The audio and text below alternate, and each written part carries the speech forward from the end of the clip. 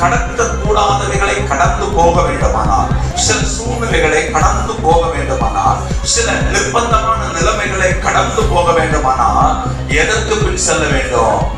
கர்த்தருக்கு பின்னாடி போகணும். கர்த்தருடைய வார்த்தைக்கு பின்னாடி போகணும். கர்த்தர் அழைத்த பாதைகளை பின்னாடி போக வேண்டும். நான் சொல்லட்டுமா, யாரெல்லாம் கர்த்தரை பின்பற்றி கடந்து செல்கிறார்களோ அவர்கள் கடக்க முடியாத சூழ்நிலைகளை லகுவாய் கடந்து போவார்கள்.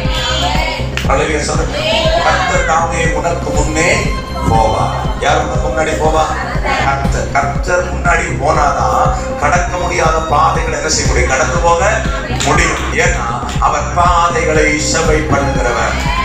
பாதைகளை, நீங்க போற பாதையில எவ்வளவு தடை இருக்கும்னு அவருக்கு தான் தெரியும். நீங்க போற பாதையில எவ்வளவு ஆபத்துகள் இருக்குன்னு யாருக்கு தான் தெரியும்? கர்த்தருக்கு தான் தெரியும். நீங்க போற பாதைகள் வழியா எவ்வளவு சூழ்நிலைகளை தாண்டி போக வேண்டும் என்பது கர்த்தருக்கு தான் தெரியும். நீங்க போற பாதையில மேடு பள்ளம் யாருக்கு தான் தெரியும்? கர்த்தருக்கு தெரியும். அவர் முன்பாக போய் நமக்கு வழியை செவை பண்ணி மேடுகளை தகர்த்து பள்ளங்களை நிரப்பி தடைகளை உடைத்து வழியை செவ்வைப்படுத்தி உங்களையும் என்னையோ நேர்த்தியாய் நடத்துகிறவர். அவர் முன்னாடி போகட்டும், அவருக்கு பின்னாடி நம்ம நடப்போம்.